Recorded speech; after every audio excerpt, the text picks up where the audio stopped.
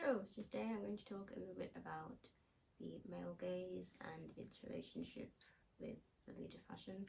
So, you've probably heard about the male gaze, you've probably heard about it in film.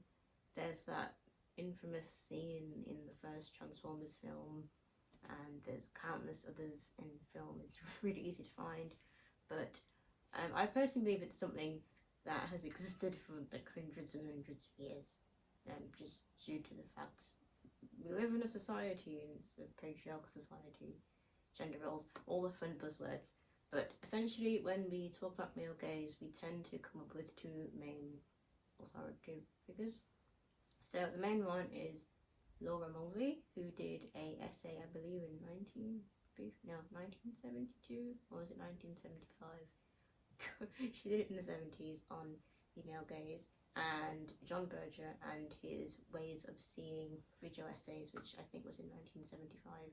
So I'm going to personally reference Berger's video essay, which may be kind of ironic that I'm getting information on male gaze from a man.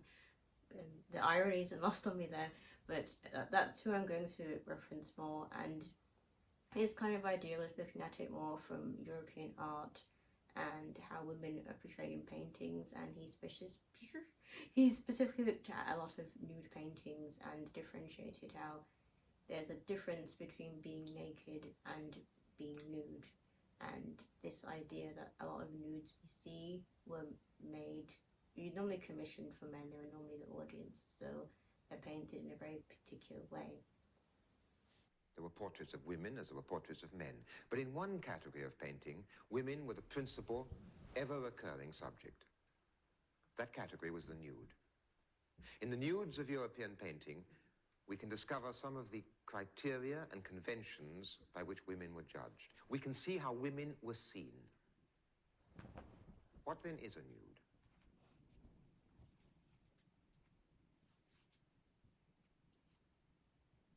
In his book on the nude, Kenneth Clark says that being naked is simply being without clothes.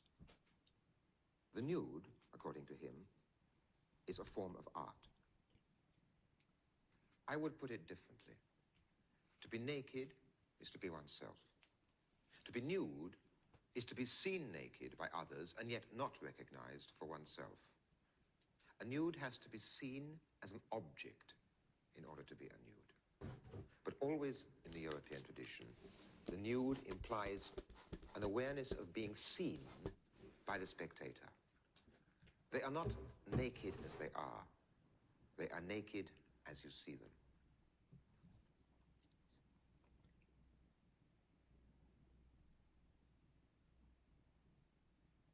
Often, as with the favorite subject of Susanna and the elders, this is the actual theme of the picture. We join the elders to spy on her. She looks back at us looking at her. Sometimes the woman, Susanna, looks at herself in a mirror, picturing to herself how men see her. She sees herself, first and foremost, as a sight, which means a sight for men. Thus, the mirror became a symbol of the vanity of women. Yet the male hypocrisy in this is blatant. You paint a naked woman because you enjoy looking at her. You put a mirror in her hand, and you call the painting vanity, thus morally condemning the woman whose nakedness you have depicted for your own pleasure, and thus, incidentally, repeating the biblical example by blaming the woman. So one thing I want to point out here is that this subject actually has been painted by a woman. I think her name is Artemisia Gentileschi. I'm not sure. I don't Italian. But if you look at this image compared to other images, it shows more the emotion and what the story is actually about. I'm not very familiar with biblical text, but if I remember, the two old men essentially say to Susanna, have sex with us. And I think at the time, having sex with another man outside of, like while you were married to someone else, it was punishable of being stoned to death. And she essentially doesn't want to have sex with him anyway. And upon hearing that, the old men go, okay, we're going to tell whoever the authority is, I'm not sure, that you did.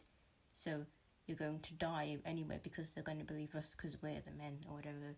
So it's actually a really traumatic story.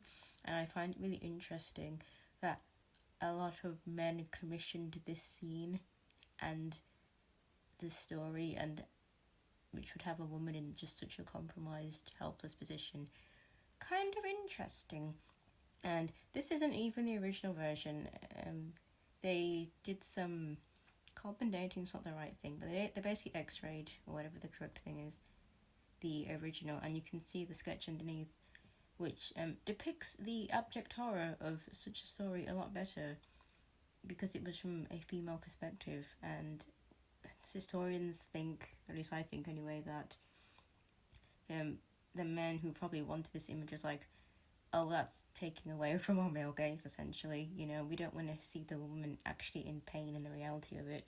We want to see a cool, attractive woman with no clothes on. So, there you go. That's interesting. I know, as I suppose I've always known, but I became aware of it in this film, that I have never consciously looked at myself in the mirror and seen myself as I am. I always see the image that I want.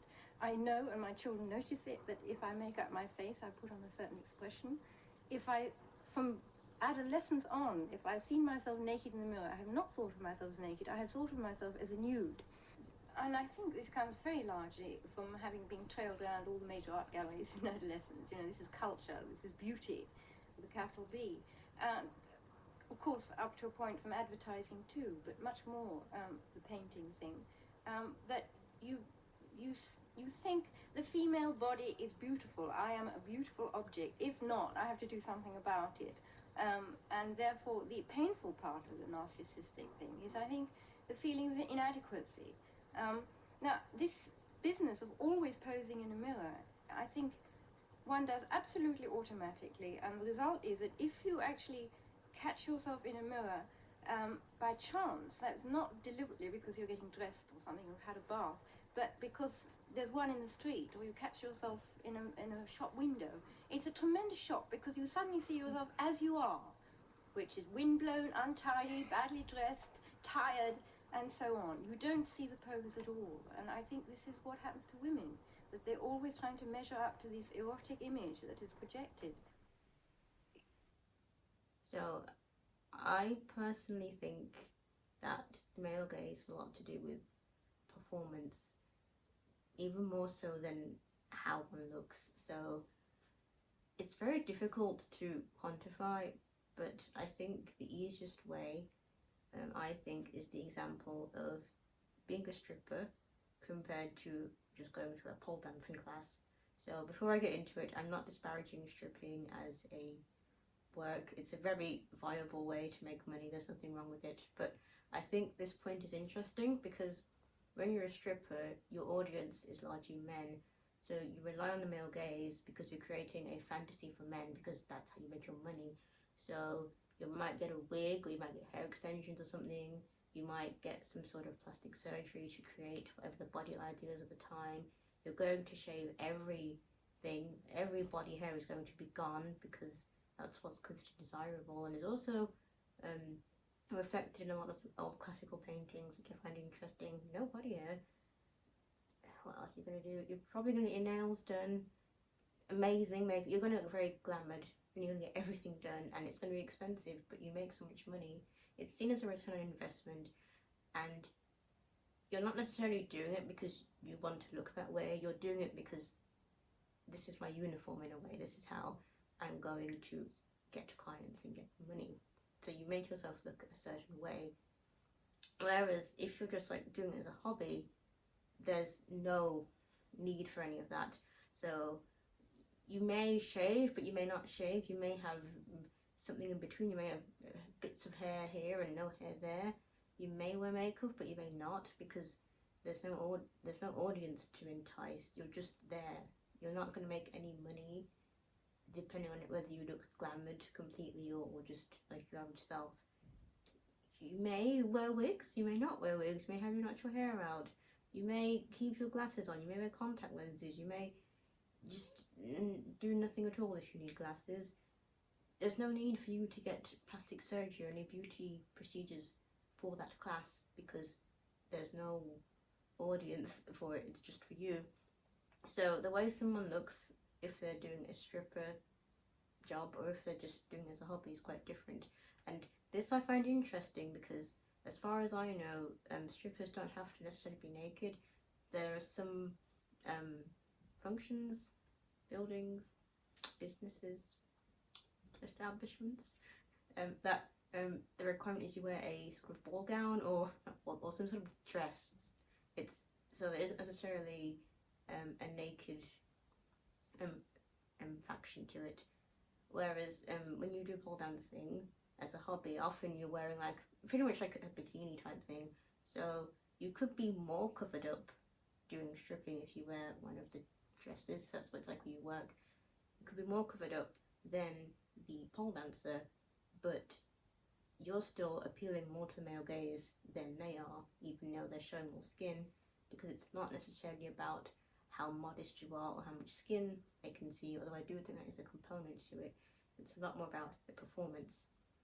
There's one thing I also find interesting is if you take that stripper aesthetic and you put that aesthetic in a pole dancing class, has the male gaze gone? Because chances are they might start acting differently because there's no audience anymore. And if you take that I'm in a pole dancing class as a hobby aesthetic and you put it in a stripper environment, does that become male gaze? Because all of a sudden you're going to change the way you're dancing because you need to make money from your male audience.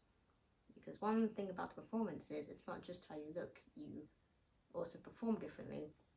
So as far as I'm aware, when you do stripping, it's about dancing in a way that is enticing your male audience, appealing to the male gaze, because then they're going to drop their coin and you're going to get paid, and that's what it's about.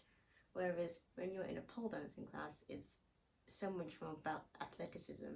It's why it's often called things like pole fitness, or as people say, things like it's gymnastics, but the pole is vertical. It's like adult ballet or something quite athletic, because it is a very athletic sport, you know. You're going upside down, round and around, you're supporting yourself, your body, you're doing handstand, you're doing handsprings, you're doing forward, backward overs. It is a gymnast thing and I've completely forgot what it's called.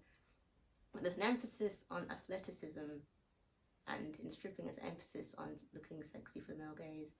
And that I find interesting because they're essentially very similar things. You could essentially be doing the same moves, you could be doing the same routine, but because you're in a different environment and one has a literal male audience and one is absent of it, it's completely different.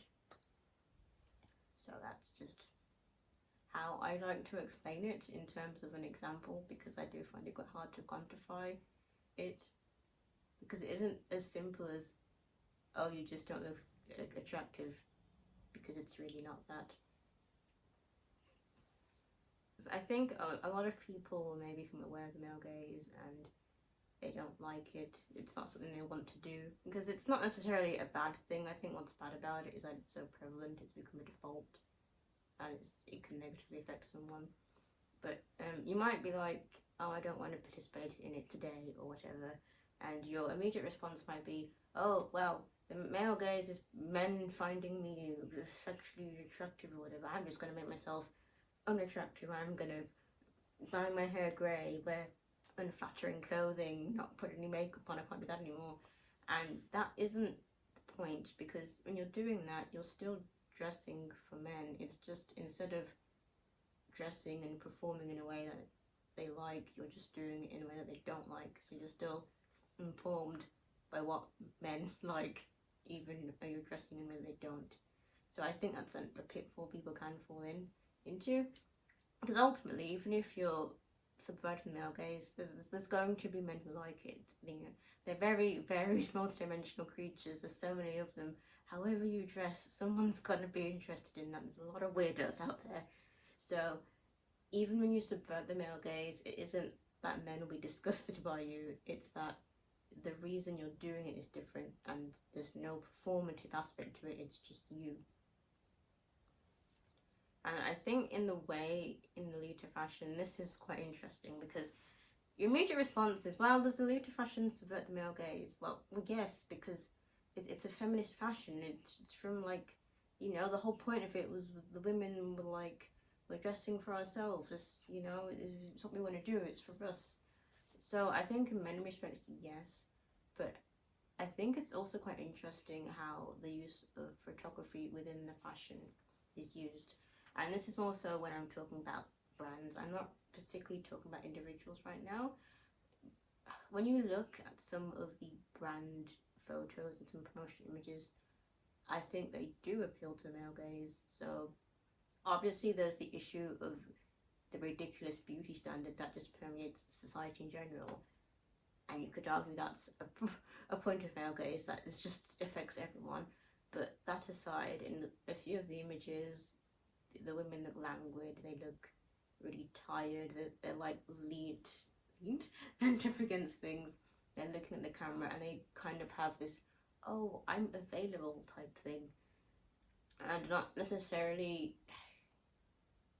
in the same way as with the European art. I think this appeals more to Japanese sensibilities and some of the weirdos there that are into certain things. But there's still this idea of, I'm a passive woman and I'm looking at you and you're looking at me, like this idea of they're still quite objectified. So I have seen a few instances of that in the photography, because chances are the photographer's a man and it's just something that permeates society. But I do see a lot of images that subvert male gaze. I think the easiest point for me to find this is like very early on in the fashion and the 2010s OTT suite era. It's just the way the women, well, they could be any gender, but in this case, it's just the way the women are posed. They still look cute, they still look attractive. I think a man would still look at these photos and go, I like this woman, this is an attractive woman. But they're not posed in a way that's specifically to entice the men. They're often in twos and pairs, they might be interacting with each other. There's no like acknowledgement that there's even a person looking at it. And it's very difficult to explain. The easiest thing to do is to compare an image of a Lolita advert to an image of a J-pop idol or some sort of more mainstream Japanese model, and I think you can really see the difference. I feel with the Japanese model, more mainstream model, they're a lot more posed. They have to think more about how their body looks, more of their body is on show. Often there's a beauty standard of half long legs, so there's an emphasis on you must pose the legs in this way to make them look really long and really thin. Whereas in Lolita, half of your legs are covered by a poofy dress, so who cares? No one cares about posing in this particular way. And I feel there's a lot of more kind of sultry looks at the camera, more acknowledging there is a voyeur there, you know, look at me type thing. And again, this is probably how a lot of these models and idols make their money. A lot of female idols often have a large, mainly male fan base. It's just how the industry works. So it's how they make their money. So it's not necessarily a bad thing, but I think it's really interesting when you compare a very obvious, more male gaze image to a not very as much male gaze image. The one thing that stands out to me more is the AP image where she's in a yellow dress and she's looking at the camera and she looks surprised, because I feel that's very subversive in a way. If you've like been around the anime block, if you've been down with the weeb culture or any kind of thing, there's often this kind of fan servicey thing of like, there's a female character and, oh, you've caught them undressing, or oh, you've caught them dressing, oh, you've caught me in this situation in a state of undress, oh, and they're looking at the camera and they're kind of shocked, but they're always posed in a way that's very enticing to the male gaze. And I feel this image replicates that in a way because the model is looking at the camera in a bit of a shocked way, but she's fully clothed and she's not posed in a way that is showing off her body. It's very much look at the dress, look at the insanity of colours and maximalism around you. It isn't for a man to get his to just get really excited or whatever too. It's very much about for the dress. And I'm not completely sure why. My first theory about this was, for one, the fashion does come from women doing it for themselves, is very no male gaze please kind of fashion. But I was thinking also because the majority of people buying the dresses are women. The women don't necessarily want to see themselves through a male gaze lens. They want to think, oh, I can look cute in this dress, and perhaps be sold an idealist view of how you could be in the dress, but that doesn't necessarily involve a man looking at you. And I'm assuming because the idols are more about advertising themselves and perhaps their music to their audience, maybe that's why it isn't so prevalent. But I assumed, because I think some of them advertise makeup and things are considered more of a female thing. And again, this could just be me completely just not understanding a cultural context, and I could have my foot in my mouth. I could be faux pasing very badly right now. But that's what I think. So when it comes to photography and advertisement and publication, yes and no to subverting the male gaze, and mainly yes. And personally, I hope we verge more towards the yes, because there's nothing wrong with if you want to appeal to the male gaze, but I don't think that really makes sense in this fashion, because it's rooted so much in women just doing what they want without caring what men think. When it comes to just your average everyday person, Lolita, I think it's more subversive. Everyone's different, everyone wears Lolita for different reasons. Maybe there is someone out there who's wearing it for male attention or some male gaze purpose, but from personal experience, I think a great example actually is the sleepover I went to. So we all wore whatever we wanted. Well, obviously it was Lolita, but within that sphere. Some of us wore makeup, some of us didn't wear makeup, some of us wore wigs, some of us didn't wear wigs. It was really, no one cared. And I suppose to add to it, we were having a sleepover, so there were literally no men in the vicinity to look at us. But that isn't integral to the male gaze, because it's kind of an idea in your head. But that is, I guess that does help.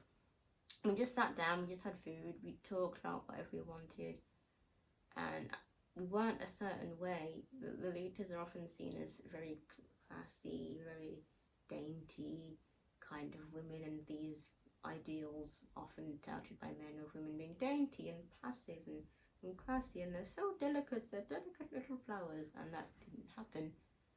We were loud, we were crass, some people swore, some people didn't. We were downing alcohol, some people didn't, but some people did. We weren't thinking, oh, someone's looking at us, we need to act a certain way. We were just being ourselves. And when it got to the evening, I took my wig off. Some other people took their wigs off. Some people were just taking their makeup off in the room in front of everyone. Some people took their petticoats off. We were hanging around in pajamas like no one cared. We weren't thinking we need to glamour ourselves to appeal to a male audience, because there was none and we didn't care. And I think that is also just a major point of it. We just didn't care. We weren't performing for anyone, because we didn't need to perform for anyone. So yeah. And I think even beyond that example, at your meetup, you get the same kind of idea. You're just chilling. You're not thinking about, I need to look a certain way for someone. You're hanging out, you're taking photos, you're just chilling. People may come and annoy you, that is true. But you're not there for them.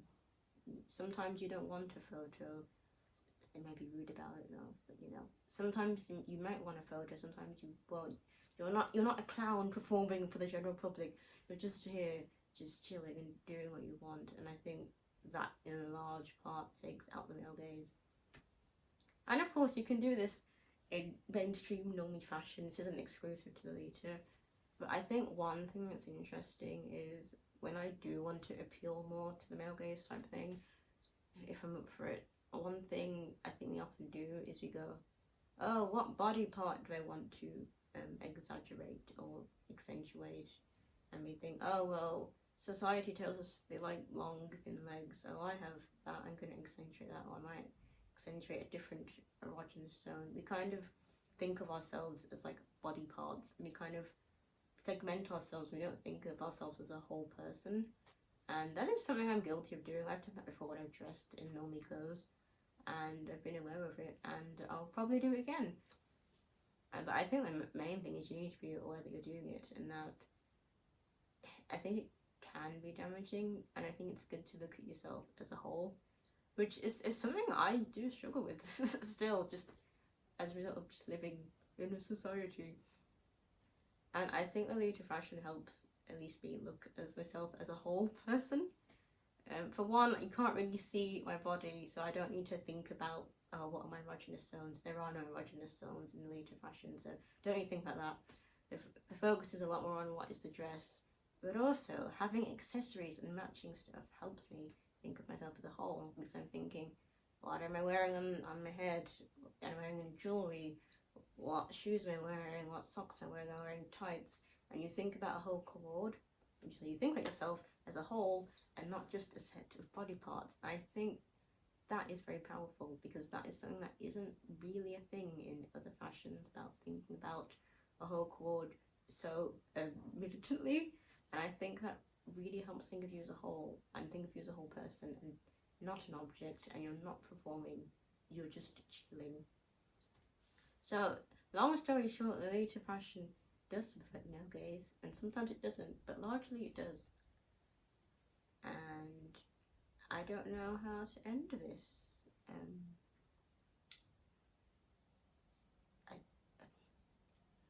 Tell me what you think about Lolita fashion and the male gaze and all of that kind of thing, and what it means to you, and all the fun feminist discourse I seem to keep doing now.